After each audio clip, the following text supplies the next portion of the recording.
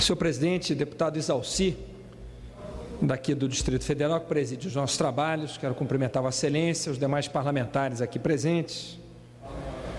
Deputado Isalci, eu vou aproveitar esse grande pronunciamento para tratar dos temas que eu considero que, nesse momento, são mais importantes para serem enfrentados aqui pela Câmara dos Deputados e pelo Congresso Nacional como um todo.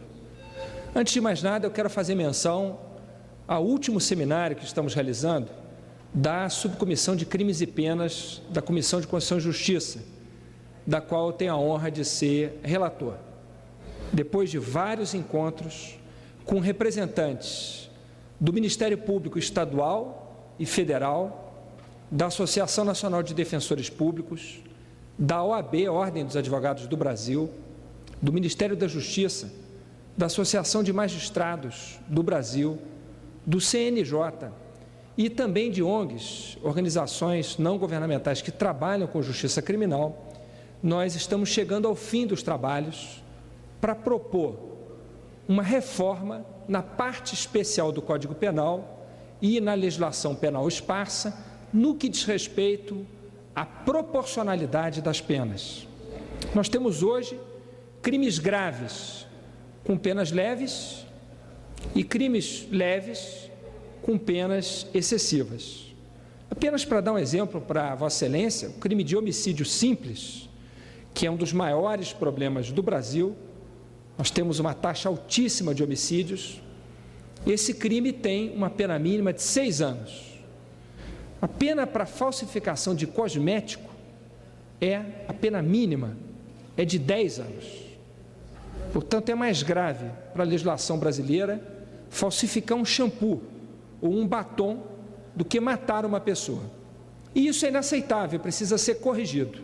E é exatamente esse o foco da nossa subcomissão de crimes e penas, reequilibrar os crimes e as penas na legislação penal brasileira. Por essa razão, nós estamos fazendo esse debate, estamos chegando ao último seminário hoje e em 15 dias estaremos apresentando o relatório para apreciação da Câmara dos Deputados. Portanto, uma boa notícia, o Senado tem uma comissão de juristas que trata também desse tema, mas aqui na Câmara nós estamos cumprindo o nosso dever, debatendo isso, e acredito que vamos apresentar ao país uma legislação, uma proposta de alteração legislativa de qualidade, com muito debate, muita participação social, especialmente dos operadores do direito penal, que são essas instituições que eu acabo de mencionar para Vossa Excelência. Segundo ponto, o debate sobre a redistribuição de royalties, que também vem avançando aqui na Câmara. O relator desse grupo de trabalho, o deputado Carlos Zaratini, do PT de São Paulo, anunciou que apresentaria na terça-feira o seu relatório sobre a proposta que veio do Senado, o relatório do senador Vital do Rego, ao projeto de lei apresentado pelo senador Wellington Dias, do PT do Piauí. E esse relatório tem sido discutido com representantes de vários estados, produtores e não produtores, no nosso caso, estado produtor, o estado do Rio de Janeiro, e nós anunciamos na comissão que nós aceitamos ceder, debater com os demais estados, com as demais unidades da federação, uma regra de distribuição de royalties para o pré-sal muito mais favorável aos estados não produtores. Afinal de contas, quando essa regra foi estabelecida, o Brasil desconhecia essa enorme riqueza que é o pré-sal, e nada mais justo que os demais estados queiram, de alguma maneira, se beneficiar também dessa riqueza descoberta pelo Brasil. E nós entendemos isso e aceitamos ceder substancialmente na distribuição de royalties para os contratos futuros. O que nós não aceitamos, por uma convicção e pela defesa da segurança jurídica do nosso país, esse que é um dos pilares de qualquer Estado democrático de direito, é abrir mão daquilo que já foi licitado.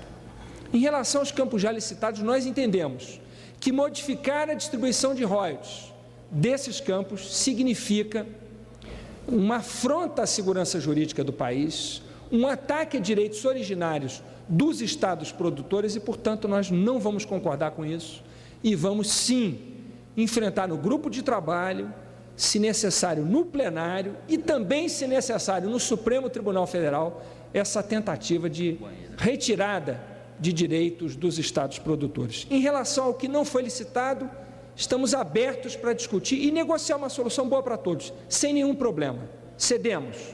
Mas, em relação àquilo que já foi licitado, nós nos recusamos a concordar com qualquer ataque aos nossos direitos e, por isso, nós não vamos aceitar passivamente essa tentativa que alguns representantes de alguns estados vêm tentando fazer nesse debate sobre a redistribuição de royalties. Aliás, por falar em distribuição de riquezas, o Supremo Tribunal Federal decidiu que, até o fim desse ano, o Congresso tem que aprovar uma nova regra de distribuição dos recursos do Fundo de Participação dos Estados, o FPE. O FPE estabeleceu percentuais fixos para os estados e o Supremo entendeu que esse estabelecimento de percentuais fixos é inconstitucional e, portanto, o Congresso deve estabelecer uma nova regra até o fim deste ano para a distribuição dos recursos do Fundo de Participação dos Estados. Eu quero comunicar a todos os colegas aqui da casa que eu apresentei uma proposta e quero submeter a apreciação de todos essa proposta para uma nova distribuição do FPE. E essa proposta minha consiste no seguinte, senhor presidente: 50% dos recursos do FPE seriam distribuídos considerando a população de cada unidade da federação. Então, metade dos recursos do FPE seriam distribuídos em função da população. 20% seriam distribuídas inversamente à renda per capita. Ou seja, quanto maior a renda per capita, menor a participação no FPE, para promover o combate à desigualdade regional. Portanto, os estados que tenham menor renda per capita, nesse percentual de 20%, teriam uma participação maior.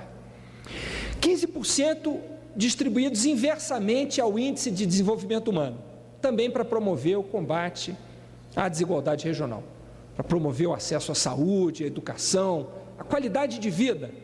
Portanto, quanto menor o IDH, maior a participação do Estado nesses 15% do FPE. Vejam que são dois percentuais destinados a combater a desigualdade regional. 10% distribuído de acordo com a área geográfica, porque há estados em que não tem uma população tão grande, mas tem um grande território, o que dificulta a ação do poder público local. Então, 10% considerariam a área geográfica de cada unidade da federação.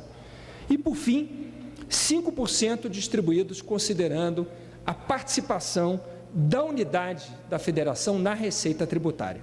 Uma forma de estimular que as unidades da federação façam crescer a sua receita. Quanto maior a sua receita, maior a participação no FPE, portanto, uma medida de estímulo à arrecadação no país, já que sem arrecadação nós não podemos garantir o acesso à saúde, à educação, ao emprego e renda e assim por diante. Portanto, uma nova regra para o FPE, que seria constitucional, que combateria a desigualdade regional e que faria com que o Congresso estabelecesse percentuais variáveis, porque na medida em que um determinado estado faz aumentar o seu IDH, ele passa a ganhar um pouco menos para que esses recursos sejam destinados a estados com menor IDH. Eu vou, com muito prazer, antes de conceder a parte ao deputado Amaury, tratar de mais um ponto, porque depois vou mudar de assunto aqui no meu pronunciamento. Além disso, senhor presidente, eu quero anunciar que apresentei ao deputado Amaury, inclusive estudioso dos temas econômicos, uma nova proposta de pagamento da dívida dos estados para com a União. Eu proponho que, em vez de termos o IGPDI, por exemplo, ou qualquer outro índice, eu proponho que as dívidas dos estados sejam corrigidas pelo IPCA mais 3% ao ano, que seja alongado o prazo para o pagamento da dívida dos estados de 30 para 40 anos e que, além disso, o limite para o pagamento dos estados seja de 11% da receita líquida real e não mais 13%. Portanto, diminuindo o peso do pagamento das dívidas dos estados para permitir uma maior capacidade de investimento dos estados e também um percentual de correção dessa dívida muito menor já que é inaceitável que continue esse percentual. Os estados têm pago grandes somas e a dívida não diminui, a dívida aumenta, no momento em que o Brasil corretamente reduz os juros reais. Aliás, eu quero aproveitar a oportunidade para cumprimentar o Copom pela decisão de reduzir mais uma vez, senhor presidente, os juros reais agora para 9%, decisão acertada. E também ao lado de outra decisão acertada do governo brasileiro, do governo federal, de levar os bancos públicos a baixarem os juros para a pessoa física, facilitar o crédito, e o que tem levado os bancos privados a reduzir também essas taxas. E isso é necessário, deputado Amaury Teixeira. Nesse aspecto, quando nós vimos alguns parlamentares aqui se fazendo de autista, dizer que a presidente não está tomando providência nenhuma. Não só baixou 0,75%, das maiores reduções, induziu pela Caixa, pelo Banco do Brasil, bancos como Santander, HSBC, a baixarem os juros, ou seja, o governo tem o papel indutor na economia. Tomou providência para baixar os juros dos bancos oficiais e induziu os bancos privados a fazer isso. Quero lhe parabenizar por abordar isso. Mas, Molon, queria pegar anteriormente você falando, eu acho importante, você ter sido um parlamentar mais destacado, um dos mais destacados nessa casa. Quero lhe parabenizar pela sua atuação brilhante, serena. Você tem conquistado o respeito nessa casa de todos. Pegar só um acréscimo, o senhor está correto do ponto de vista do FPE, do Fundo de Participação dos Estados e Municípios, mas um aspecto que a gente tem que... E você também que está envolvido lá com o Rio, muito preocupado com as questões do Rio, das emergências, eu acho que, Molon, uma das saídas que a gente tem para a Defesa Civil é quando houver uma catástrofe de igual monta, como a seca na Bahia e as enchentes, nós aumentarmos o FPE e o FPM para esse município, que é um mecanismo automático, seria um mecanismo automático e de agregação de recursos aos municípios e estados envolvidos. Então, eu sugeriria que nesse pacote que nós estamos fazendo, na alteração de fundo de participação dos estados e municípios, nós pensemos em situações de urgência e emergência ser compensado ou agregado recurso através do FPE e do FPM. Muito obrigado. Deputado Amaury, quero agradecer a parte de Vossa Excelência e dizer que Vossa Excelência traz uma excelente ideia para esse debate, já que deve ser também uma das nossas preocupações socorrer os estados em situação de calamidade pública, como Vossa Excelência muito bem lembra, Vossa Excelência que tem tratado do problema da seca na sua região, situação preocupante. Vossa Excelência há pouco, inclusive, mencionava a sua preocupação de, nesse contexto, haver grandes gastos, né, do governo local, de governos municipais, com festas no momento em que a população sofre com a seca. Parabéns a Vossa Excelência por essa preocupação. Deputado Chico Lopes. Deputado Molon, eu gostaria que o parlamento fosse isso, discutindo coisas de interesse do nosso país e que afeta diretamente a população, que às vezes não sente. E essa comissão criada, dirigida também pelo deputado Vacareza, que eu não sou, mas não perdi nenhuma reunião e todos estou presente, porque nós sabemos que se os estados não estiverem bem, o resto do país também não vai bem. E aqui, o que me antecedeu é da área, como já sei que dirige os trabalhos também da área, nós sabemos que essa mudança da fórmula matemática de cobrança da dívida vai melhorar sensivelmente. É o ideal? Não. Mas a dívida, quem fez isso não fomos nós. Nós apenas estamos tentando corrigir. Embora o senhor deve ter visto, muitos dos governadores defenderam que naquele momento foi bom. Não, não é tão bom que chegou esse resultado. O que é bom termina resultado bom. Essa é a premissa de qualquer coisa que você faça. Mas o governo está atento. E a primeira iniciativa foi os bancos públicos, como o Banco do Brasil e Caixa Econômica. E o resto vem porque vem mesmo. A infraestrutura pública faz com que a estrutura privada se quede adiante desse fato, que é o poder público.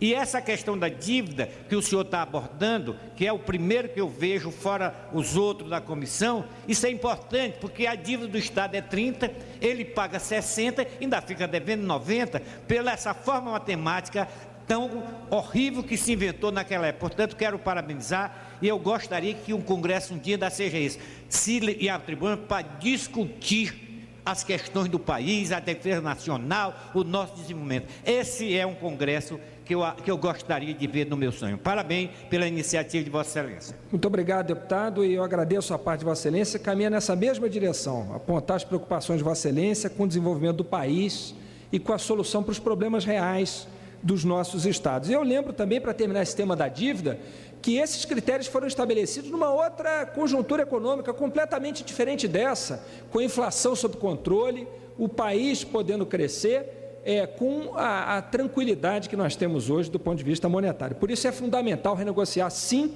essas dívidas para que os estados possam ter uma saúde financeira mais adequada aos investimentos tão necessários nos nossos estados. Por fim, senhor presidente, eu quero tratar de outros 4 pontos brevemente aqui. Primeiro, o Código Florestal, que vai ser enfrentado provavelmente nos próximos dias aqui na casa, talvez na semana que vem ou no mês que vem. Eu entendo que, com a data da divulgação do relatório, nessa semana, não há condição de se avaliar com a devida tranquilidade o conteúdo desse relatório para que isso seja votado na semana que vem. Eu defendo que nós adiemos essa votação para um estudo sério, responsável, já que essa decisão vai afetar, senhor presidente, as próximas gerações.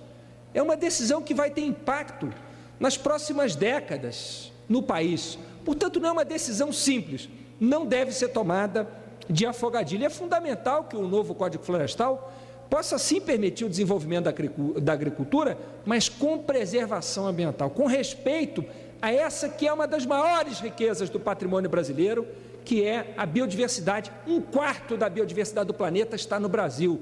Quanto isso representa, senhor presidente, para as futuras gerações? Quantas curas de quantas doenças estão escondidas nas nossas matas e florestas ainda desconhecidas? Portanto, é fundamental, senhor presidente, fazer esse debate com responsabilidade e proteger o meio ambiente. Garantir, sim, uma agricultura que possa alimentar o nosso país, a nossa população e a população de outros países também, nessa solidariedade que nós temos que ter com todos os povos, mas defendendo e protegendo o nosso meio ambiente. Deputada Amauri. Mais uma vez, me permita, Mauro, rapidamente, tem uma coisa grave que o relator está propondo, que é tirar a área de recuperação de mata ciliar e cabeceira de rio. O documento da UPB que eu anexei hoje ao meu discurso diz exatamente o contrário. Os rios da Bahia estão secando porque desmataram as matas da nascente, as matas ciliares. Nós temos que recuperar para garantir a perenização de rios. O relator quer tirar do relatório e votar um dos aspectos, deixar de votar um dos aspectos mais importantes de preservação ambiental, que é da água. A maior riqueza que um país pode ter hoje é água, principalmente para nós nordestinos. Deputado Molon, só não querendo interromper, já interrompendo, só para registrar aqui na nossa casa as crianças da Escola Oficina do Saber, da nossa cidade do Guará. Sejam bem-vindos, crianças. Obrigado. Que bom, presidente, receber estudantes aqui na nossa casa, que descubram cada vez mais que isso aqui é a casa deles, a casa delas, a casa do povo brasileiro. E o deputado Amauri traz mais um dos problemas desse relatório, um relatório muito preocupante e que nós queremos debater profundamente por responsabilidade para com o país e para com as futuras gerações. Temos que defender o meio ambiente, esse que é um dos maiores patrimônios do nosso país. E eu espero que o Congresso não permita, senhor presidente, que uma decisão equivocada seja tomada de afogadilho e que o país passe vergonha na próxima Conferência do Meio Ambiente, que será realizada na minha cidade, no Rio de Janeiro, no mês de junho, a Rio+20. É fundamental que o Brasil dê exemplo para o mundo e pense nas futuras gerações e na preservação ambiental. Por falar nisso, uma PEC foi aprovada na Comissão de Constituição e Justiça, extremamente preocupante, a PEC 215, contra a qual nós lutamos com todas as forças lá. Vamos lutar na comissão especial, no plenário, na sociedade e, se preciso for, senhor presidente, no Supremo Tribunal Federal. Uma PEC flagrantemente inconstitucional. Nós que ontem celebramos o Dia do Índio, a CCJ aprovou uma afronta aos direitos dos índios ao aprovar a admissibilidade da PEC 215, segundo a qual não haverá mais reserva indígena, terra quilombola ou área de preservação ambiental, sem que isso tudo seja votado pelo Poder Legislativo. Senhor presidente, nós temos visto a força da bancada ruralista nesse debate sobre o Código Florestal. Eu fico imaginando se a demarcação de terras indígenas, que é um ato meramente administrativo e, portanto, deve caber exclusivamente ao Poder Executivo, já que não há decisão política. A decisão política foi tomada pelo Constituinte, quando em 1988 estabeleceu que são reconhecidos aos indígenas, os seus direitos, são reconhecidas as suas terras. Portanto, as terras que são ocupadas secularmente pelos indígenas não serão concedidas pelo Congresso Nacional ou pela União aos indígenas, são deles, são terras dos indígenas. E o ato de demarcação é meramente o reconhecimento desse direito que já é deles. É apenas uma declaração e não uma decisão política. Por isso é inconstitucional trazer isso para o Supremo. É usurpação de um poder do Executivo trazendo para o Legislativo. O Legislativo não tem que usurpar o poder do Executivo, tem que cumprir e fazer respeitar adequadamente os seus direitos, os seus poderes, e não tentar tomar poder de ninguém e muito menos ceder poderes seus a outro poder. Esse é que é o problema, senhor presidente. Agora, essa PEC 215 representa a usurpação de poder e, mais do que isso, representa uma ameaça a direitos e garantias fundamentais, já que as terras indígenas são direitos originários dos indígenas. Por isso, essa PEC tem que ser derrubada, senhor presidente. Ela não pode ser aprovada. Ela é uma afronta à Constituição, um ataque à Constituição e também um ataque aos povos indígenas, com quem nós temos uma secular e enorme dívida, e também com os afrodescendentes e com toda a população brasileira que quer a preservação ambiental, já que para se criar qualquer área de preservação ambiental, se essa PEC virar de fato uma emenda constitucional, se ela for aprovada, qualquer área de preservação ambiental terá que ser aprovada também pelo Parlamento. Nós também não teremos mais áreas de preservação ambiental. Portanto, é preocupante e é lamentável que pouco antes da comemoração do Dia do Índio, a CCJ tenha aprovado a PEC 215, mas a nossa luta vai continuar. Nós perdemos uma batalha, mas não perdemos a guerra, senhor presidente. Vamos enfrentar esse tema na comissão especial, como eu disse, no plenário e, se preciso for, no Supremo Tribunal Federal.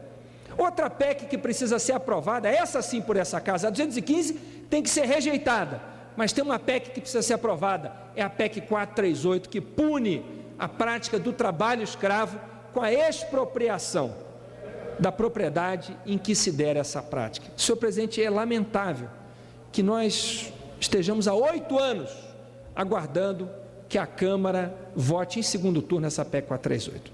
O presidente Marco Maia anunciou a votação para o dia 8 de maio. Esse é um anúncio a ser comemorado, e mais do que comemorado, um anúncio a ser cumprido.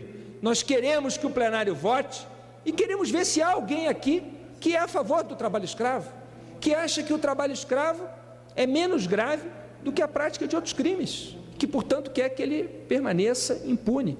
Nós entendemos o contrário.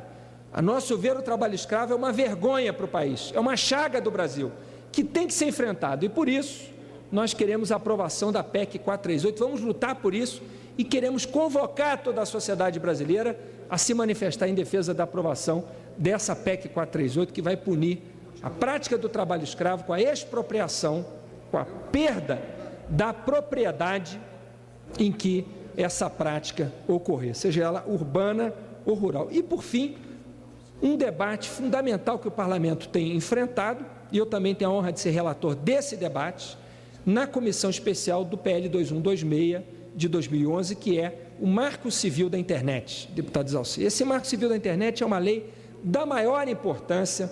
17 anos depois de termos a internet oferecida comercialmente para o país, desde 1995, o Congresso vai aprovar a primeira lei geral do Brasil sobre a internet, uma espécie de constituição da internet, que vai estabelecer princípios, garantias, direitos, deveres dos usuários, como, por exemplo, o direito à privacidade, para que as pessoas tenham a tranquilidade de que, ao navegar, não estão sendo espionadas ou bisbilhotadas. A liberdade de expressão, a garantia de que cada um vai poder manifestar a sua opinião na rede livremente, claro que respondendo pelos seus atos. Evidentemente que liberdade de expressão não constitui sinônimo de impunidade. Não se pode atacar a honra de qualquer um, agredir a honra alheia sem querer responder por isso. Liberdade de expressão não se confunde com autorização para calúnia, injúria ou difamação, mas sim para manifestação de suas ideias, de seus pontos de vista. E isso nós queremos defender, que continue podendo ser feito na rede. A internet tem que continuar um território livre, mas com regras que protejam essa liberdade e, ao mesmo tempo, garantam o respeito à legislação brasileira no mundo virtual. Além disso, há outros debates fundamentais, como, por exemplo, a necessidade da proteção da neutralidade da rede.